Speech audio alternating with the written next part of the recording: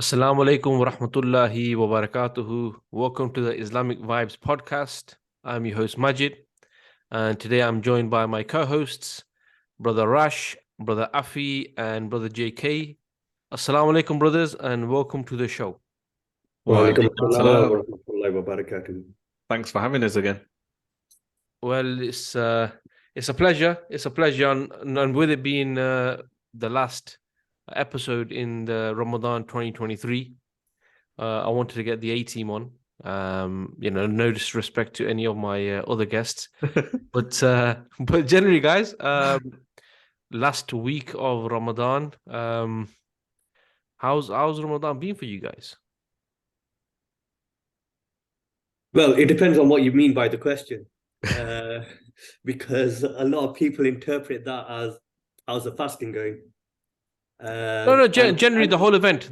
Yeah, I know. I'm just saying that that's how people normally just perceive Ramadan to be. When they ask you the question, it tends to be about how is the fasting going, and I think about the fasting that's quite easy, to be honest. I don't think when you don't feel hungry or thirsty these days, especially living in Manchester where it's always raining.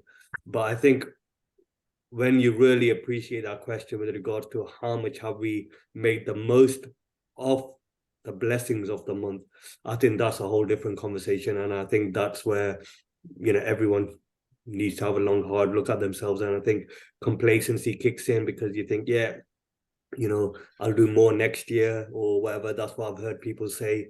And yeah, we all do a little bit more than what I think, or significant amount more than what we normally do. But I still don't think we're in a position to say that, or I'm not, at least, to say I made the most of the month. Bro, mashallah, you gone deep, bro. You gone deep on this. Was just the Straight away. opener. This was just the opener. So this episode is going to be explosive. Rash, what are you saying, bro? No, I think this year feels a bit more like normality. Obviously, I know last year we were back doing Tarawih and stuff, but obviously after the whole COVID Ramadans and stuff like that. So I think last year there felt like there was a little bit of a recovery from the COVID thing. And this year now felt more normal, at least to me. Equally, like I say, I don't know how everybody else, I know some people stick to one masjid and try to do the khatam, but for various reasons, mainly because my daughters wanted to go to some as well, I kind of mix it up. So no, I've really enjoyed seeing different people doing iftar with lots of people, with yourselves as well. It was really good. So I thoroughly enjoyed it. Age-old story, goes too quickly, but yeah, alhamdulillah, you just don't know if it's going to be your last, isn't it? So you need to make the most. That was my message at my khutbah on Friday as well, that it's easy to start looking forward to Eid at this stage because it's just a few days away, but then all you're doing is you're potentially not making the most of the very, very last few odd nights. So I think we've only got 2 left now, so yeah, it's just really about really making the most of it. So yeah, alhamdulillah, but I've thoroughly enjoyed it this year. Yeah, it's as they say, it's all about the ending, isn't it? And I think that's why people last couple of days probably lose sight of that, and they're looking towards the Eid and stuff like this, and it's more about how we finish, as the scholars and the messages of some said. JK, what are you saying, bro? How's Ramadan been? Yeah, absolutely. Your deeds are judged by the ending, isn't it? And that's in all capacities. Even if you take life itself, better to die in Islam and on the Deen, and that's the dua we make, isn't it? That we die upon His Deen. We pray that Allah keeps our hearts firm on the Deen. Likewise, even Ramadan, like Allah has made the ending better than its start, which is the hikmah of Allah, isn't it? That we can do more, or even if we might have kind of started to lag behind slightly, we can up our game again near the end. But I think I've again enjoyed it, and yeah, it's gone quick as it always does. But actually 30 days is not a long time. I think a lot of the times a month sounds a long period, but it's not a long time at all. But I think the main thing is, I'm sure we'll get into it, is recognizing that it's not just the month, is it?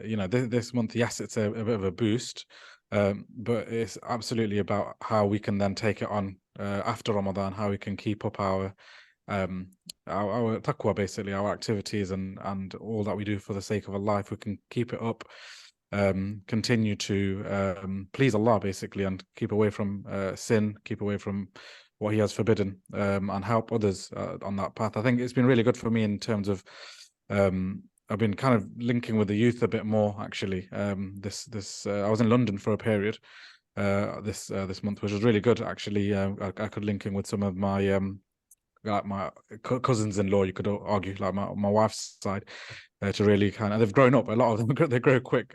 It's mad, actually, how quick they've grown, and they've actually got quite a bit of intelligence. You can actually have a grown-up conversation with them. So really important this year for me has been that focus on the youth, really helping them get to terms with Islam and understand why we do what we do in Ramadan, but also throughout the year, and also help them with some of the challenges they're facing that we never faced as youngsters. So no, it's been really good, and inshallah can carry on, continue with it after Ramadan as well. Yeah, inshallah. So yeah, I mean, in regards to what I want to chat about today, it's kind of in line with what JK was just saying. As we know, there's maybe a week left of Ramadan, and this is the sort of time when you start hearing the labels being thrown around of Ramadan Muslim, of the 27th night Muslim. Do you know what I mean? Because you'll see the mosques will be full first couple of days, then you get a decline, and last 10 days, you get a bit of movement in the positive direction, and then 27th, boom, you can't even get inside the mosque. So a lot of people are like talking about, Ramadan Muslim this, Ramadan, you're Ramadan Muslim and stuff like this. And to be honest with you, myself personally, in the past, I've kind of used this term to describe people, not in a bad way. However, it does have a negative connotation. The fact that Ramadan comes, you start praying, you do these things, and as soon as Ramadan's over, you're back to your old ways. So it's like, it can be seen in a negative light. But in the last couple of weeks or so, I've started looking at things a little differently. Whether it's something which is negative, whether it's something that is positive because there's an opportunity to build from. But I don't want to express my thoughts as of yet. I want to hear what you guys think. So Rash, I'll start with you, bro. What do you think about this whole Ramadan Muslim 27th night Muslim thing? Yeah, I think I'm a bit similar to you. In the past, it was a little bit frustrating, maybe, where you go, you know what, if everybody can really up their game so much in Ramadan, why is it so difficult to kind of get people maybe, active in the dawah side of things, being involved, joining you outside of Ramadan, whereas in Ramadan, it's so much easier.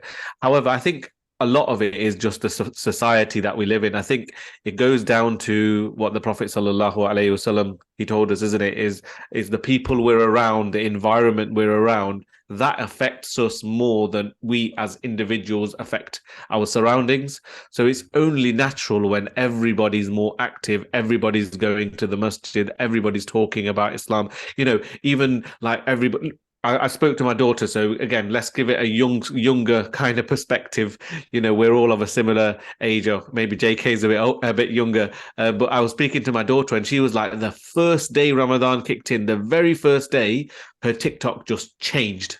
It was like all of a sudden, I don't use it massively. All of a sudden, the content just switched instantly. It was all Islamic stuff. Everybody was sharing Islamic content, and if you imagine, social media is like a construct which is like almost like the real world but inside a screen. Yeah, so what happens is all of a sudden whatever everybody is sharing is having a boosting effect and an effect on other people.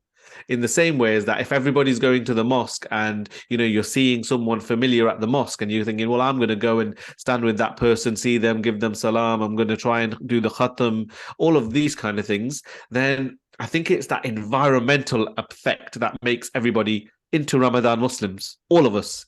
Yeah. And then what happens, and I bet it happens on social media. I wouldn't be surprised.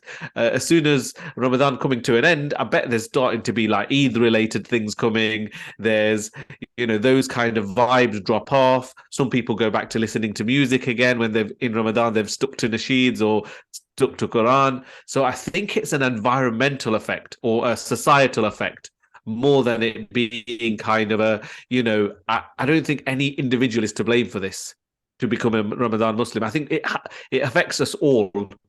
And I think that's my perception this year. And speaking to my daughter about it, she's 17, and and when she told me about this TikTok thing, it just made me reflect. I was like, yeah, that's a really good point, isn't it? If social media can have that impact on you, surely the society and everybody behaving differently will have that impact on you as well. I can definitely confirm the TikTok thing. It is actually 100% true. Now, interesting points. So I have a question for you. With the Ramadan Muslim, let's just say the person who is going to just pray salahs and stuff like this within Ramadan, and he's not going to after Ramadan, right? Now, do you see this as maybe a kind of open rebellion because maybe it's even premeditated? It's not like there are some people out there who actually they already know that they're gonna do all these things in Ramadan, and outside of Ramadan they're probably not gonna, right? Maybe there are those who actually want to change, but within after Ramadan they can't keep it up, and maybe that's to do with what Rash is saying, that societal impact's not there. But do you think also that it's positive that you can have people who are kind of like, I mean, I don't want to say openly rebellious, but I'm talking about Muslims here who generally don't pray, as in like conscious decision is not to pray salah. They might do they might drink alcohol, they might do other free mixing, that sort of stuff. That within this month, they are able to kind of like change themselves to a certain extent. Do you see that as a positive, or do you see that as delusional on their part?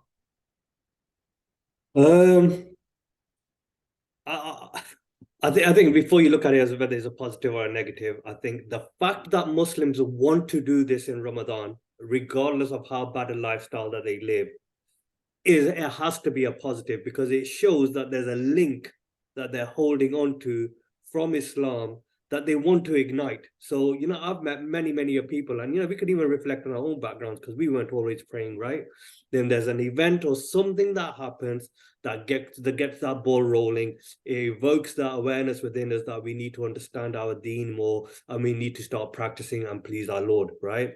So let's be honest, we're growing up in communities where Islam is an academic subject. It's not given to us in a way which is live inside us, that we're growing up with, which impacts our life, right? You go to the mosque, you learn Quran, you just learn how to read it, probably with the, back in our day, with a few sticks as well, right? With some bruises, that you can't wait to have to stop going to the mosque, right? So, people have been impacted by the community and by the way it has been set up, to the point whereby they don't understand Islam.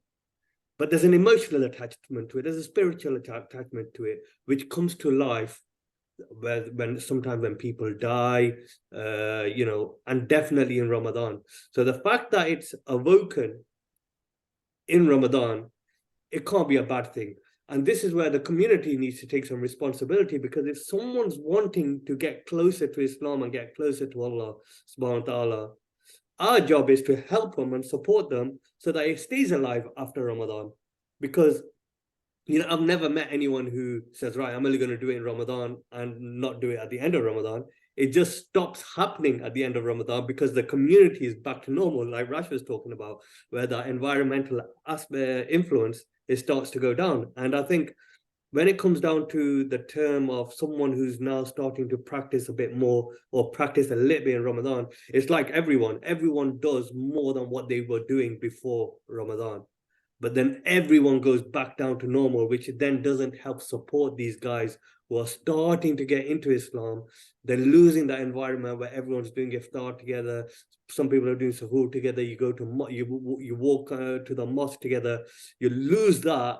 And then that good intention goes away because it's so easy straight after the last day of Ramadan and Eid kicks in to go back to normality. Yeah, you make a good point there about everyone does a bit more.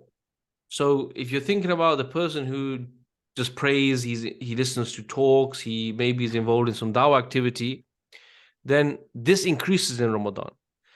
And the people who are just say not practicing at all, they then, I mean, their increase is kind of like probably it's like 0 to 60. So Yeah. because the other person who's already doing it, maybe it's built on some knowledge, it's built on some deep rooted convictions. But when you go from 0 to 60, right, it's easier than to go back to 0, right? There's no process, yeah. Yeah, and maybe it's spiritual and emotional, right? So they need to in that environment, you need to be supported with the correct ideas and correct way of thinking to cement it. It's a bit like a child, in a sense that a child, my son sees me pray every day. Jumps on my back or whatever, and he's associating good concepts with prayer. But he doesn't understand prayer. He doesn't understand why we're doing it. He just sees me doing it to the point whereby they imitate you. But then as a child gets slightly older, they may be imitating the action, but then they start to apply a bit of thinking which solidifies the connection between the action and the thought, so as to why we're doing it. And there's no difference with people who perhaps don't understand Islam. Spiritually, they know that they should be doing these actions and do more of those actions that they associate with being a good Muslim, but a little bit of an absence of thought, which then needs to connect it together to actually mean something to them. Yeah, no, Jazakallah, top points. JK, talk to me, man. Talk to me. Yeah, to be fair, I had a similar thinking to both Rasha and Nafi as well, that for me, it is about, it depends what normal is. So like you would talk about, oh, we do the normal kind outside of Ramadan and then we do more. Well, that's okay, isn't it? If normal to you is obedience to Allah, is doing all that we need to do and staying away from all that Allah has prohibited, and then you do more in Ramadan, that's okay. If that's how you define a Ramadan Muslim, then that's actually okay, in the sense that naturally we all do more in Ramadan because there's a greater blessing in Ramadan. There's this night that is worth 1,000 months that we are all seeking, because it's such a game changer. It's such a bargain, if you want to call it.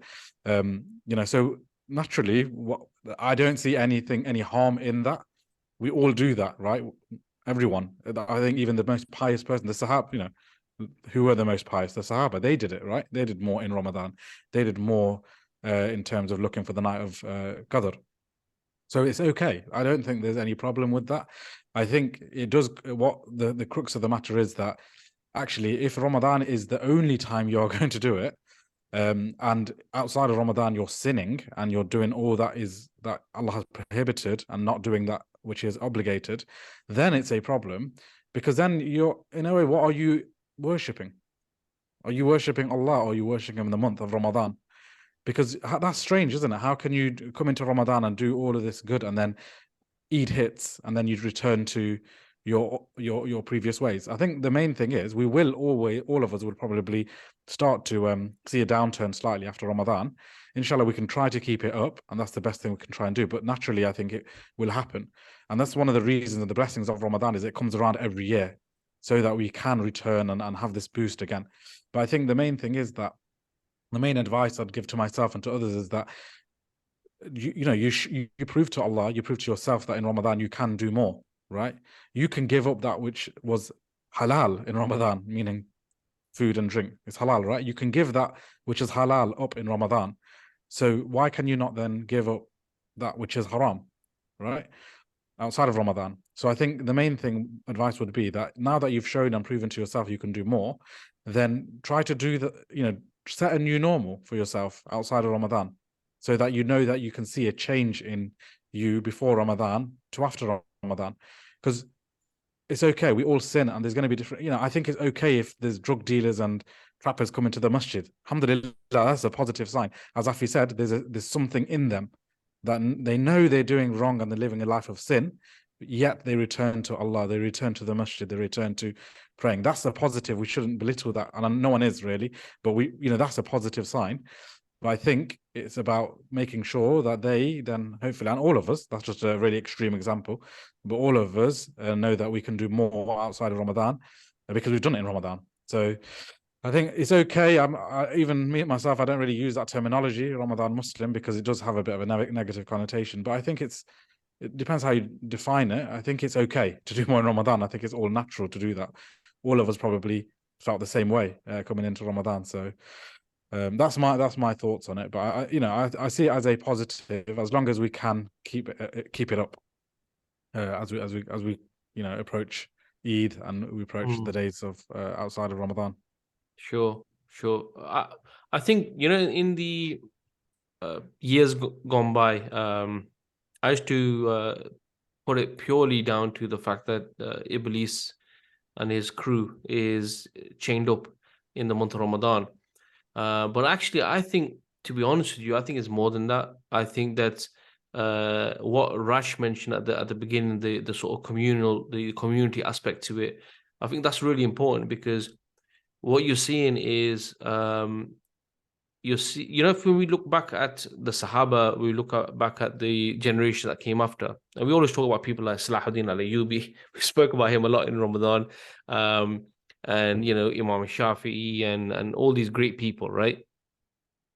One thing is that we have to always acknowledge is they were a product of their society. They weren't born like that. They developed throughout the society, through the experiences, to the people they were around. And I think that what we're seeing today is more so, I would say, in the West, but this is, I would say, is a global phenomena, is the fact that the absence of a true society which is 24/7 calling you to the remembrance of Allah subhanahu wa ta'ala.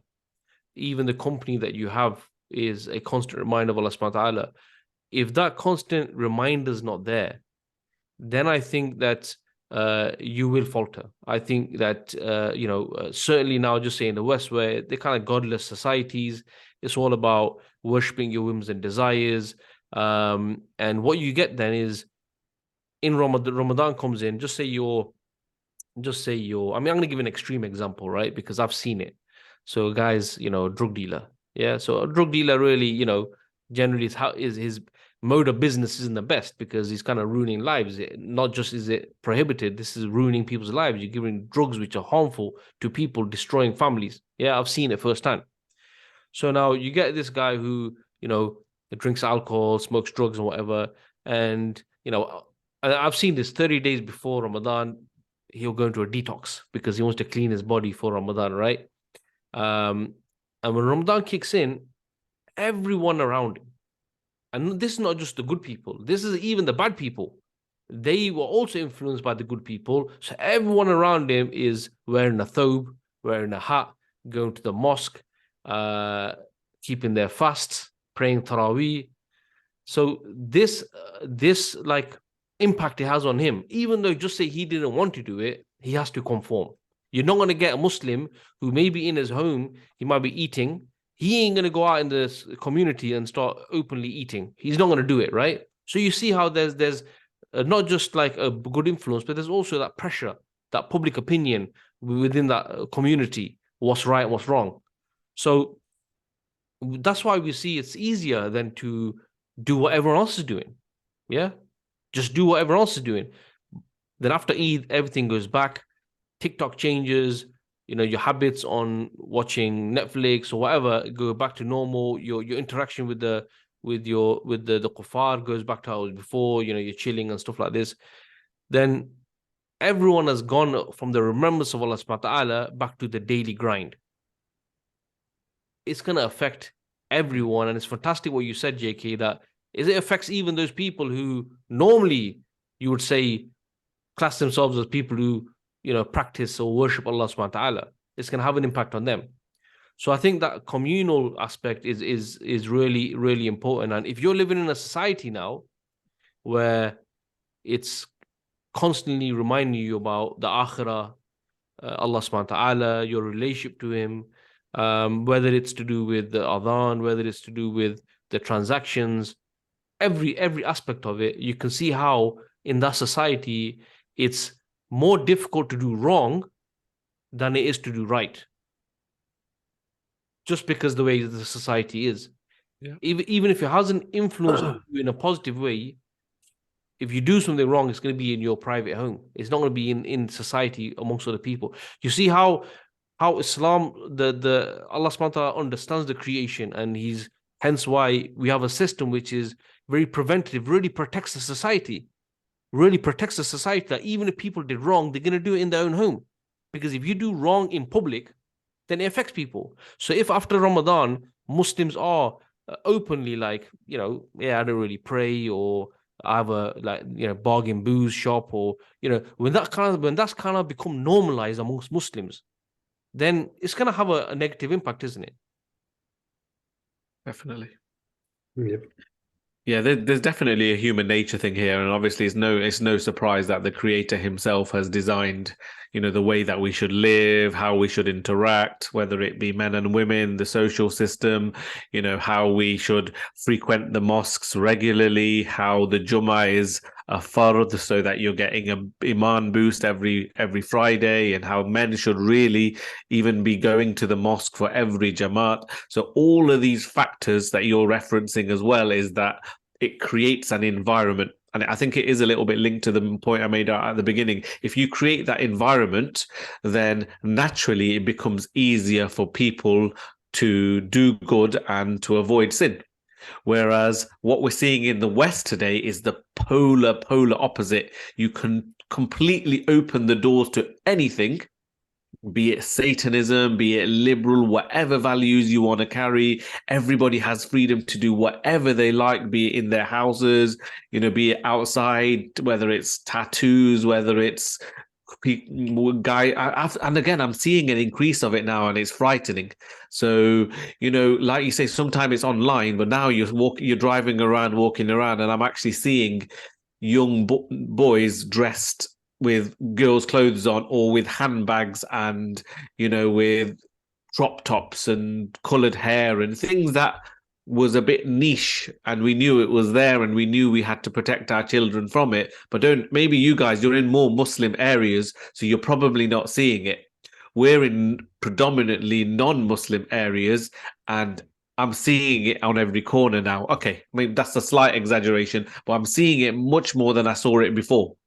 So I'm just giving the other side of it. So you get this Ramadan side of it, and it's a perfect example of where if you really set society up in that way, where everybody is bouncing off one another for good, now compare it to their way of life and the falsehood and the liberal Western way of life we're seeing today, and you're seeing the opposite. And I know we mentioned it, even I mentioned it on the previous podcast, you're seeing a decaying of that society. But the flip side is, imagine we could all be like how our Ramadan environment is in a Muslim country, with all of this, doing halal is easier, doing haram is difficult. You can naturally see how that would be better for you. And you can naturally see how many of the ills of society go away, be it rape, be it teenage, be it pregnancies where, there's no father in around afterwards, and be it, just general abuse, just anything. You see, all of a sudden, all of those things go away from society. And Maj, you're right. They get pushed into the homes. But you know what? If you're not affected by positivity everywhere, it has an effect on you positively in the home as well. You start to think, wait there a minute, it's hard for someone to be totally different inside the home and totally different outside. Whatever you are doing in the home naturally sometimes bleeds out into the outside if you're doing it negatively or positively. So, yeah, I think the whole human nature, society, the way, we be species, is a good example, really, Ramadan is definitely. Yeah.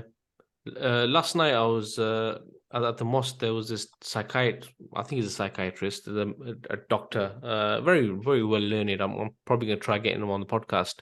And he was talking about mental health, and he said many, many, many good things. Some things, I thought he was too professional. I think the link between what he was saying and Islam was wasn't really there. And I felt a lot of people felt like this, but alhamdulillah, still, nevertheless, he was very knowledgeable.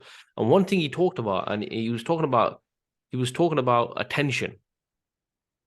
And I think some of the guys raised the thing about, like kids and stuff like this who might be going through some issues, at home or outside or whatever it is, like, things that can start affecting your mental health, and why it's not picked up, and we should spend more time with kids, etc. And he made a really good point, and he talked about attention. And he said that attention is one of the most sought after things in today's time. Everybody wants your attention, but what are you up against? What you're up against is an AI funded by billions and billions of dollars, which is there to keep your attention, i.e. phones, tablets, TV, right? Especially the phones. And I remember you guys, I told you before, I might have watched it. There was this one program on Netflix about, I can't remember what it was. It was to do with the tech world, and how basically is being used to monetize, and how the algorithm is there to suck you in. Yeah. So what he was saying is that now you have to make a choice. Who do you give attention to? Do you give it to your kids? Do you give it to your family? Or this billion-dollar AI that's there designed to refresh to get your attention? And just think about that. And now expand that, because obviously it's a bit different to what we're discussing here, but how much attention can we give to the akhirah? How much attention can we give to Allah subhanahu wa ta'ala? How much attention can we give to what we need to do as Muslims, to the ummah and stuff like this, right? When you're constantly being pulled in and sucked in, and your attention is being taken by this AI program, social media, whatever it is. So you can see how, think about it, and it's linking to your point, Rash. First Ramadan, what did your daughter say? Everything's gone religious. Yeah. Right? Now, soon as that flips, it's going to be back to cars, it's going to be back to influences, it's going to be back to holidays, it's going to be back to Dubai, it's going to be back to, you understand? Now, what you're up against is maybe someone reminding you, you're going to the mosque, yeah? Like, Rash, what you said, you should go to the mosque for your salahs and all that. Imagine now you're doing this, there's a possibility that you can stand up against this billion-dollar AI. Imagine you're not doing that. Imagine you're not frequently in environments where it's going to remind you of the akhirah. It's going to remind you of the most important things. You're going to get consumed. You will get consumed, and that's what we're seeing, But Maj, just to add to that, I think we're unfortunately living in that time. That's the reality of it. And we know what the perfect scenario would look like, as in we need to be living under Islam. And I think this is why we need to work a bit harder, as in every Muslim needs to work a bit harder to actually create that environment which allows us to do that. Because you're right, because the distractions and society, the influences that we're going to have, not just that, just the way society is composed. Like, when we go to work, and the break times and the lunch times are not based around the prayer. So we've got to find those opportunities to pray. And all the obstacles that we've got within life is we need to be helping and working with each other to create that environment, if not for ourselves, at least for our children, right, in order to protect them from the ills of society. And I think the problem is people just don't think that way. We just allow ourselves to become victims of the status quo, go along with it until next Ramadan comes. Yeah, exactly, bro. And it's gonna require effort. And I think, to be honest with you, what the most important thing is, and this links into the whole Ramadan Muslim, or whatever you want to call it, is going to be knowledge, isn't it? It's about having that knowledge in the deen,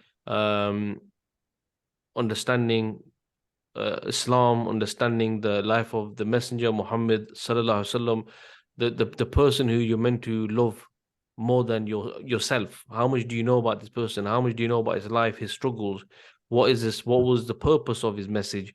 I think all of these things will help you to understand your purpose in life. And then when you understand your purpose in life, you'll understand that this purpose isn't built around 30 days or 29 days.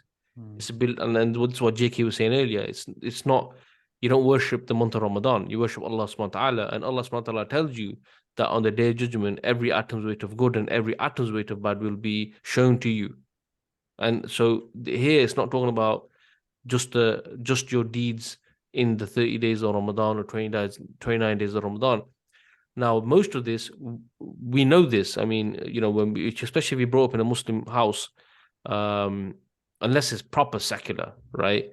Generally, even if it's cultural, you know, you're going to know about Jannah, Jahannam, and, you know, being good, or Allah's going to be angry with you. You know what I mean? You'll hear these things.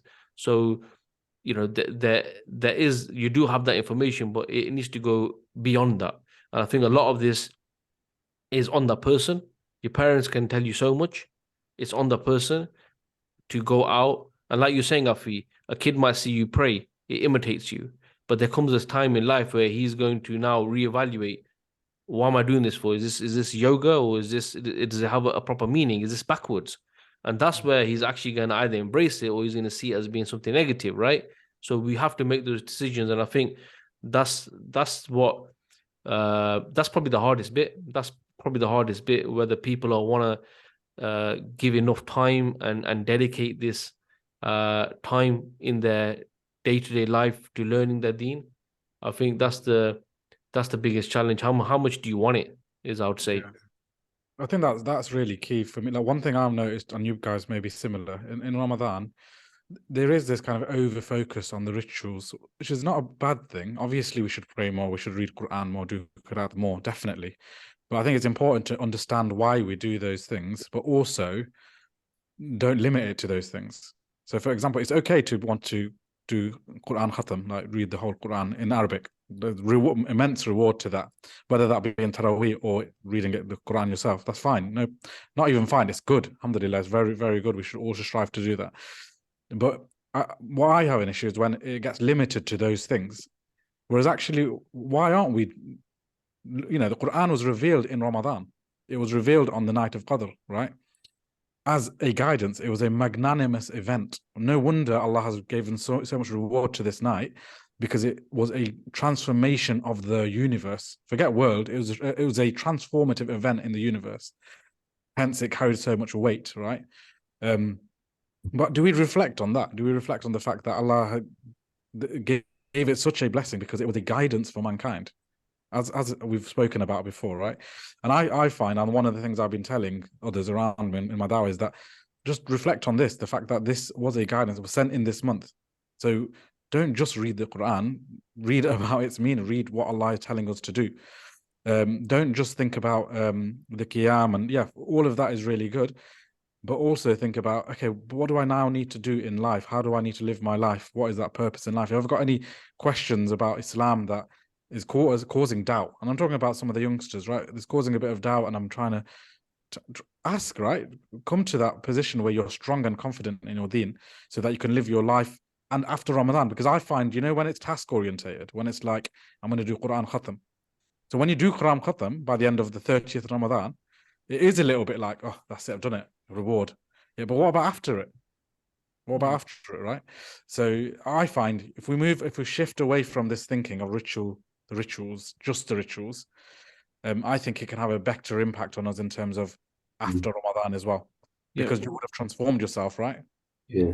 I'll give a really practical example, and some people might take issue with this, but if a mosque, if the main thing or the only thing the mosque is doing all year is filling the mosque for Taraweeh, and not doing any other engagement activity with the community to help the youngsters, to get them to understand their deen, to get them to be able to tackle issues like atheism and LGBT and all of the issues that they're facing, to help the sisters battle feminism, and to help Muslims hold on to their iman. If the mosque is all that they're doing is filling it out for, you know, these mehfils where they're singing songs, or they're just doing Quran Khatam, and the rest of the year it's empty and there's no other activity, I would go as far as saying that mosque is negligent to their community.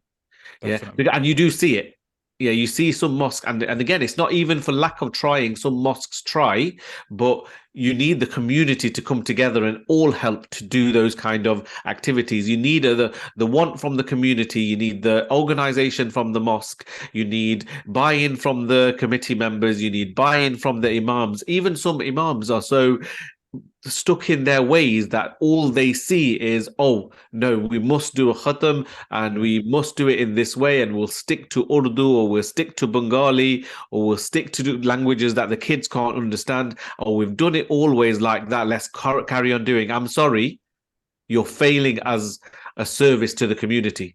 As harsh as it might sound, you're failing as a service to the community. You're not doing what the mosque should be doing. And then you're the same mosques that are crying and saying, where are the youth? You're the same mosques that are crying and saying, why are our youth out there driving cars at silly speeds and crashing and doing these things at the end of Ramadan?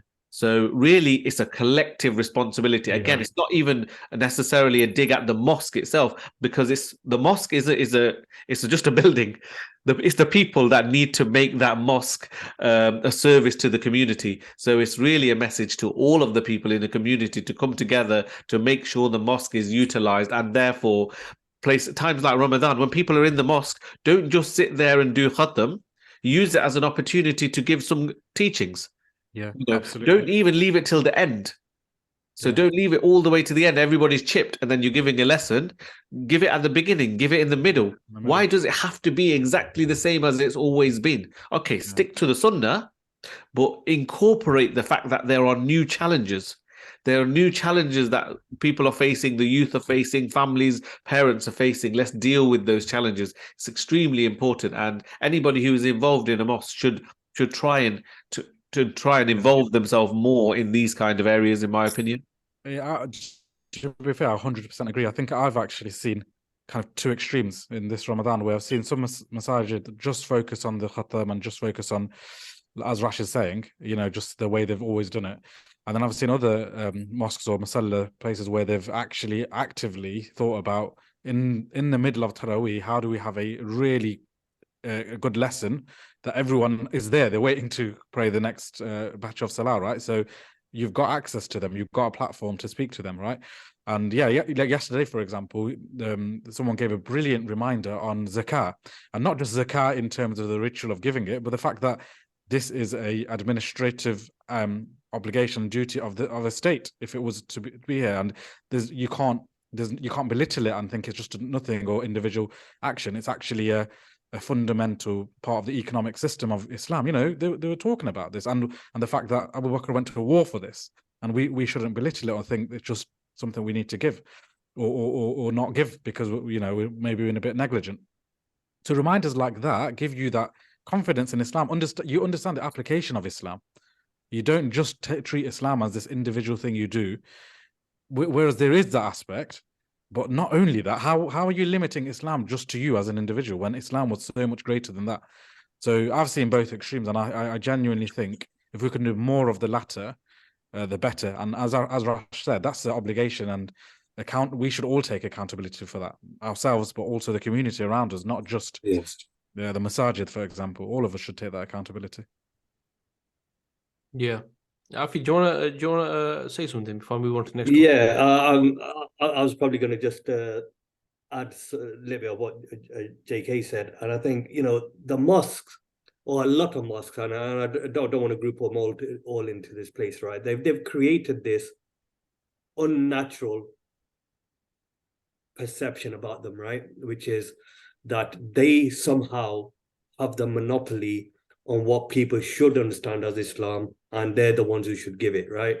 And I've heard imams in the mosque say that, look, you don't know and you don't need to know. You just come to me and I'll give you the answer, right? So it's as though they own the rights on what people should understand Islam to be. And people have associated the mosque as, Rash talked about, as the center of knowledge, as in, if you need answers about Islam, mosques is the place to go. And unfortunately, a lot of the committees, as they call them, or the executive board of mosques, have neglected the people, and they have been negligent. because, you know, for them, you know, it is just about filling the mosques or collecting the money and keeping it going. And you know, for whatever reason, I don't want to go into intentions. And this is where I think there's greater impetus on the communities to change that status quo. If you want the mosques to be something else, you're going to have to do it. It's not going to come from the mosque. They might even react to you and bring some people in to do some talks, which may not fix the problem anyway, because they don't understand it. So it's the impetus is on us, which is what JK was saying, which was going to be my point, which is that we need to change the way things are done, change that perception of the mosque, change the way, you know, of what it stands for. You know, I think for far too often when I've talked to a lot of people, it's a passing the buck mentality. You know, we touched on it last week that, you know, a lot of people are passing the buck to Imam Mahdi, who's going to come and solve the problem. A lot of people are passing the buck to, well, it's the mosques, they should be doing it. You know, if we keep passing the buck, nothing's going to change. And then, you know, ultimately we're responsible for our perilous situation. Yeah. Jazakallah khair, bro. I think what I want to do is move on to the next topic of discussion, and maybe, you know, if you have any thoughts about this first topic, then you can add it to your final thoughts. What I would say though is that from what you lot have said, I think we need to change the term from Ramadan Muslim to Ramadan community, because from when we say Ramadan Muslim, we point the finger purely at one person, one individual. However, what we see is that as the responsibility is on us as a community, as an ummah. So we shouldn't really be pointing fingers and, oh, that guy's a Ramadan Muslim, that guy's Ramadan Muslim. It's actually a Ramadan community that if we can up a game, even if a little bit in Ramadan, why do we then just leave it for 11 months? But anyway, let's move on to the next topic. So, and this one is an interesting one. And what we see is in this year's edition of the WrestleMania Moon Wars, we see that there's a new candidate. We see that the British government has thrown their hat in the ring and is now involved in the dispute, or shall I say, in the main event. So what we're seeing is that, I mean, that's exaggerating a bit, but what we have seen is for the first time that gov.uk, which is linked to the British government, have kind of like pointed out that Eid Eid cannot be before Saturday, based on all the other research that they've done. And this is kind of unprecedented because I've never seen this before. So I thought it'd be worth discussing as we are getting to the last few days and the main event is getting close, whether there will be a Royal Rumble this Eid or whether we'll do it on the same day, who knows? But, you know, these conversations, these discussions do happen around this time, around close to Eid. So JK, just start with you, bro. What do you make of the British government advising Muslims on when Eid is? Yeah, so I was looking into this a few days ago. I think apparently the source has always been there. Like there's this, the where they've got it from is they've done it year on year, but the government have now put it on the Gov website, which obviously takes ownership that the government are given this guidance of visibility of when the moon can be seen, and then therefore when the new month starts. But yeah, for me, I think it is very sly in the sense that, on the one hand, we know what the government's up to in terms of targeting Islam and Muslims, right? Very various examples you can speak about, even recent examples of like the new SNP leader and stuff like that, and the actions of the government itself and the Prime Minister and stuff like that, and Suella Braverman and whoever you may say. Go on the one hand, all Muslims are aware of the attack on Islam by Britain, right, and those in power. So for me, you have to question, why do they like Muslims all of a sudden? Are they here for our service to help us have a united Eid? You know, that we need to question that, right? Of course not. They're not there for to help us or be of service to Muslims. They're there for their own agenda. And the question is, what is that agenda? So I'm sure other brothers will, add to this, but for me, it's really about localizing the ummah, so that we are a British Muslim ummah, you could call it, who have their own Eid and have their own celebrations and dates in which they will do that, divided and apart from the wider ummah, the wider global ummah that we know, and we obviously is a key concept within the Muslims in terms of a global ummah that's not detached by borders and things like that. So I think this is the angle we need to be questioning. Why are they now doing this? And this isn't something that has just come all of a sudden. There's been efforts to do this with like New Crescent Society and other organizations that have been pushing for a local sighting. So obviously there's two, you could call it opinions. There's multiple opinions, actually. Some followed Saudi, some follow the closest Muslim country or whatever it may be. But the two key opinions, obviously, is local sighting and global sighting. And this local sighting kind of business has been pushed throughout the years to say that we as a British Muslim should be following our, we need to sight it ourselves. And so this new information from the government really supports this view of a local sighting and the local ummah and local, we do Eid and Ramadan to our locality and don't need to worry about what people are doing in Pakistan or Saudi Arabia or Kenya or whoever it may be. So I think this is the danger here. And this then goes into the wider localization agenda, which is basically wanting us to integrate into British society, view ourselves as British Muslims rather than just Muslims, and integrate in terms of our values as well, adopt the British values and all of this. So very dangerous, in my opinion, and something we need to be wary of before we even look to follow this. That would be my advice. Yeah, Jazakallah. To be honest with you, we know that New Crescent Society and organizations like this have for a while, well, for quite a few years now, been pushing this local sighting. And people can just look back at our podcasts and our online posts. We've all been speaking about actually what this is trying to achieve. And what we see with this announcement by the British gov.uk is actually exactly what we've been saying, to produce a British version of Islam, British Eid, and actually how you put it, JK, a British Ummah. Yeah, I think that's a really good point. Rash, what are you saying? Yeah, no, I think people need to join the dots on this one because this is going to sound funny. I'm glad the British government came out with the moon sighting stuff, because at least it exposes some of the people that have been pushing this view as well. Because, anything you associate with the British government, hopefully that should raise question marks immediately.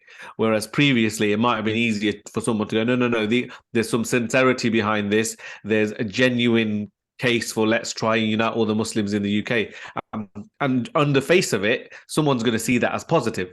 Why wouldn't you want all the Muslims in the UK to do Eid on the same day? We all want to do Eid on the same day, 100%. So, you can't take that away. And anybody who opposes some of this is not opposing it on the basis of not wanting to do Eid on the same day. We all want to do Eid on the same day. That goes without saying. But the British government coming out and posting this just highlights that some of these movements that have been pushing for this over the last few years, look how conveniently it's filtered in to the government now. Look how convenient that you can link some of these incentives with the people in those incentives with certain institutes. So we need to know about the Research, Information and Communications Unit, the RICU Institute. The RICU Institute comes under Government Prevent Counterterrorism. Yeah, that institute is involved in doing propaganda quietly. It even says in its own documentation, it says discreet campaigns supported by RICU without any acknowledgement of UK government support. So even though its umbrella is government, its umbrella is counterterrorism, its umbrella is prevent, yet it goes out of the way to keep its campaigns discreet. Why? You're a government organization. You were an organization that previously were involved in Cold War, tactics against the Soviets, and you've been rebranded as a tactic against Muslims. you know. And so all of a sudden, these are the institutes that are doing the propaganda. And then if those institutes are giving platforms to articles that are about, oh yeah, look, we want to try and unite the Muslim Ummah, or sorry, the British Ummah under one banner to do Eid on the same day, that sounds positive to people who are not in the know. But actually, these same magazines and these same platforms are pushing feminism. These same magazines are highlighting ridiculous articles talking about, oh, these are the things I can't reconcile between me being a woman and me being a Muslim. This is the kind of rubbish these kind of magazines and these platforms are pushing. Don't get me wrong, they also push what look like very good content, but intentionally, because they know they need to make a market. You see this, and America's a good example of this. There's institutes and people and things in America that happen where at face value they do a lot of good, but then they try to slide in liberal values, you know, a new version of Islam, civil democratic Islam, and all of these kind of things behind the scenes. So for the common Muslim, it's very difficult. I wouldn't blame someone for falling for the trap by going, oh, okay, why are you arguing? We're going to get Eid on the same day. Finally, what we've been really trying to achieve all these years, the government is helping us achieve it. But why is the government helping you achieve it? Come on, wake up. And then, yeah, I won't repeat the point about what JK made. Is bang on it. There's a reason for it, and it's to make sure the nation states remain. So, you know, the nation state identifies your Muslimness rather than no borders and it's Muslims being one single ummah. Yeah, good points, especially about Riku. That's something which we all need to kind of like do a bit of research on. New Crescent Society, Riku, the actors, the players. It's really important. Like you're saying, when you're being given endorsement by the British government, then you know what can you say? One thing I would say, the Rash, is I'm not sure there's a problem with your internet, but you broke up quite a few times there. So whether you can do something about that. But yeah. Afi, what are you saying, bro? Anything you want to add to this, or the only thing I would add, I think this is where another dangerous element of the government coming out with it is there's a local aspect, which I think the brothers have covered fully, so don't need to report that. Don't need to cover that. The alternative to that, for some reason, everyone has made Saudi Arabia. It's as though Saudi Arabia is the representatives of the Muslim world, right? If you don't follow the local sighting, as though this country with a corrupt ruler and a corrupt, dangerous king, right, who's out there to reform Islam, is the savior of the Muslim world, which is not the case, right? So it just reinforces the inaccurate discussion, the perception that people have that it's either Saudi or the local sighting. The world is bigger than Saudi Arabia. The Muslim world is bigger than Saudi Arabia.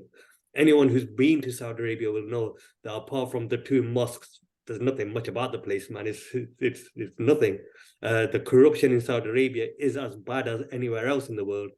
The country is nothing special apart from the Islamic element that's associated with the Muslim sites, right? The mosques, and so be it, and where historically the battles took place, etc. The Islamic history there. Apart from that, there's nothing else, right? There's nothing special about the place. So we shouldn't make this Saudi Arabia versus local issues. This is an Islam versus Kufr issue. You know, JK talked about all the opinions that exist out there. I would use perhaps slightly different terminology, so the views that exist out there, because an opinion, to be valid, needs to be based upon evidence, and the evidence for local sighting does not exist. You know, there's no sound Islamic evidence for it. So if there is, then we can say that there's a legitimate argument for it to be an opinion. You know, so we, again, I think it's just this theme of the discussions that we've had so far. We need to go back to basics, understand for ourselves, and not be led astray. And one thing I would add, just as an overall, I don't know whether you wanted to use it as a closing statement from me or something, you know, is we talked about Ramadan a lot, and Ramadan brings to life and shows very, very clearly the unity and the love Muslims have for each other, right? The iftars that we have with each other, we don't discriminate, differentiate when we're sat next to someone at the mosque who's from any part of the world. I was talking with some parents yesterday, we saw our kids playing during Ramadan, and one guy's from Palestine, one guy's from Nigeria, there's a Bengali kid and there's a Pakistani kid. All four of them come from a different part of the Muslim world, but they have this connection just as the parents do. And Ramadan really, really highlights that. And even in this time of unity, somehow the enemies of Islam are able to bring in ways to show disunity amongst people, which is actually, you know what, you guys are doing this wrong, or you're a Ramadan Muslim, and where are you the rest of the time of the year? Bring them down somehow, or you guys aren't doing this, or you guys follow the wrong siding of the moon, and we shouldn't allow it to happen. I think if there is a disagreement, if we think we're right and they're wrong, we should find ways to have honest conversations with each other to improve each other's understanding. I could be wrong, prove to me I'm wrong. Don't fall into this trap about being argumentative and defending Saudi Arabia at all costs, or defending the local sighting at all costs. We need to be basing it upon what does Islam say. Yeah, exactly, bro. Exactly. And that's the thing, is it's the same old scenario again, like you're saying. It's either you want all Muslims in Britain to perform Eid together, or you follow Saudi. It seems like they're your two options. The only thing I would add to this, and I think, to be honest with you, you guys have already made it clear, this initiative is extremely dodgy. What I would say is to make it, to help people try to understand this, you got to do a bit of digging around, you got to do a bit of research, look back over since 9/11, and you can see where there were many efforts in regards to trying to promote a European version of Islam. I remember that at one point there was talk for a British version of Islam. There was talk of a French version of Islam. There was even talk about, your ijtihad is based on where you are. And people trying to even use, I think it's Imam Shafi's example of saying that his ijtihad changed when he was in a new reality, to try to say that, look, you can't be looking back at text which dealt with issues in Arabia. You need to be, looking at your issues in the UK and basing that's your reality. That's how your Islam should be represented. So all of these things since 9/11 and what we're seeing today, they're all connected. They're all connected. And as Rash said, it might sound nice that all the Muslims are going to be doing it together on the same day in Britain, but in reality, it's disconnecting Muslims in Britain from the rest of the Ummah. And, like JK said, whose initiative is this? Whose initiative is this? Tony Blair many years ago said, who are the extremists? Who are the terrorists? They are those who want the Muslim world to be unified under a single leadership. Now, every Muslim wants that, right? So these are the same people who are calling you a terrorist if you want Muslim unity, but then they want to unite you in Britain. So guys, let's not fall for it. We're better than that. Yeah, we're better than that. And I was actually thinking about this. I know it's really trivial, but maybe this is gonna sort out the problem of when your kids are off school. You know what I mean? It's like nowadays, they send you a letter, don't they? Like, which date do you want your kid to take off? And now it's like, no, this is the day Eid is. The British government says this, right? But one thing I do want to end with, maybe you guys want to add to it, but we'll keep it at a minimum, because I didn't want to discuss the issue to do with the moon sighting as such. It was just about this British fatwa, right? But I did want to say that people shouldn't get too confused with all these moonsighting.org and all these graphs and stuff like that, right? What we have to understand is, yes, there's information out there, and yes, it can be very accurate. However, what we have to understand is that, as the Messenger, peace be upon him, said, Sallallahu Alaihi Wasallam said, that we are a illiterate ummah, we don't use calculations, okay? Now, the default view needs to be sighting the moon. So even in countries where if they look on the graphs, it's not going to be possible to see, people will still go out because that's what Islam tells you to do. That's the sunnah. You will go out, right? Now, just say somebody claims they saw it. However, it was impossible based on reality. That's a different topic. What's happening here is people are using this as the default position.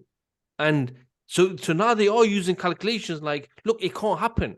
So it's not like somebody's gone out, tried to look for it and they couldn't see it. That's fine. And that might even agree to what, the graphs show you.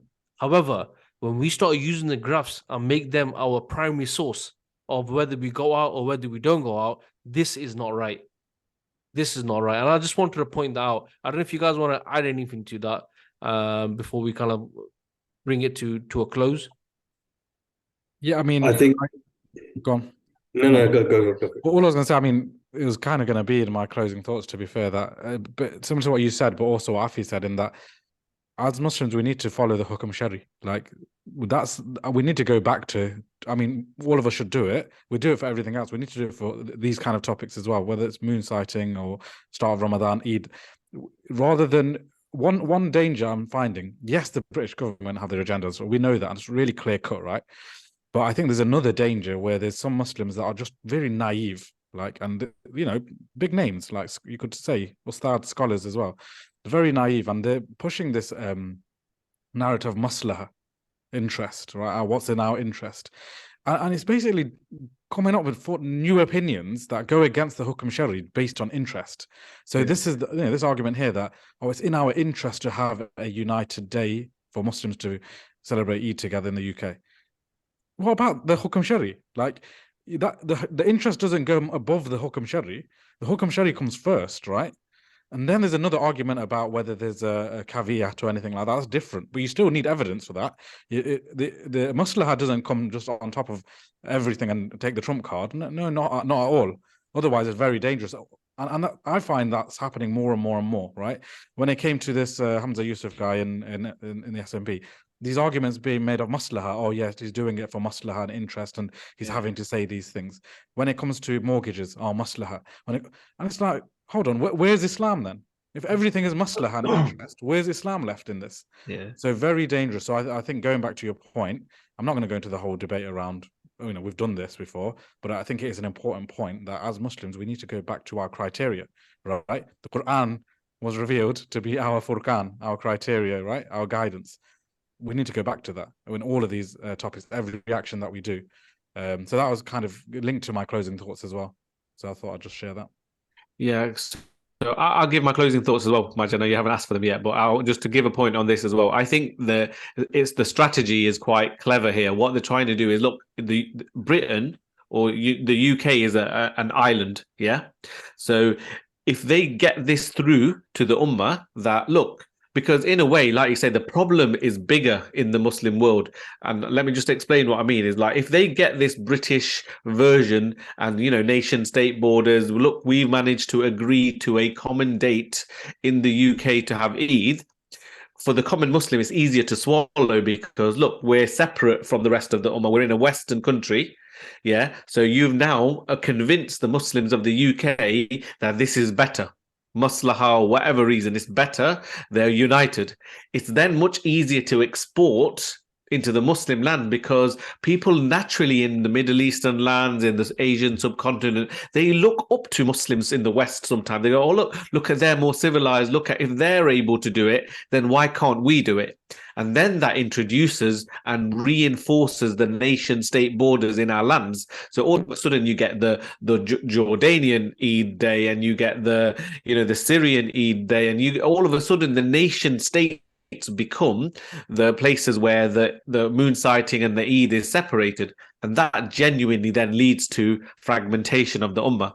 So I think it's quite strategic that the UK is almost being used as a bit of a test case for this. It feels like that. So that's kind of my last thought on the moon thing. And then just closing to finish off is that I think, like you say, we're coming up to the end of Ramadan. It's a real good opportunity for us to maximize now, just really push ourselves. There was recently, what was it, stats of there's more than 2 billion Muslims now. Again, there might be some negative aspects to that, but I take that quite positively. Islam is on the increase, more people becoming Muslims, really positive, and really it's an opportunity for us to engage with our communities more and spread the message of Islam. Yeah, Jazakallah khair. And as we are in the business of taking final thoughts, Afi, I'll take yours. I think just following on from what Raj said, I think, as Muslims get stronger, closer to their deen, they become more of a threat to the non-Muslims in the sense that this way of life is going to take over the world, right? Which is what we wanted to happen. And the non-Muslims are going to want to stop they won't stop at anything. They're just going to want to stop this train of revival that's going on within the Muslims, right? And, even if we look at the world today, and we can get a bit disheartened and we can become a bit feel a bit dejected, there's a lot of good in the Muslims, and this month brings a lot of it to the life. And this is why it's not surprising that the 1 month of the year where the Muslims come together the most, that people are going to want to keep us divided on these issues such as moon sighting. When do you start it? When do you end it? Do you follow Saudi Arabia, or do you follow Downing Street, or wherever it is? And, Allah subhanahu wa ta'ala has ordered us as Muslims to hold on to the rope of Allah and don't be divided. He hasn't given the instruction to the mosques. He hasn't given it to the imams. He hasn't given it to Sudais or whoever in Saudi Arabia. He's given it to every single one of us. And I think, at this time of year where we are reading more of the Quran, and like the brothers are saying, understand what we're reading, and, hopefully things will become clearer. Yeah, Jazakallah khair, man. Jazakallah khair. And you guys have said everything, so there's nothing really for me to add in regards to a final thought. The only thing I would say is, there's a few days left in Ramadan, and let's try to make the most of it.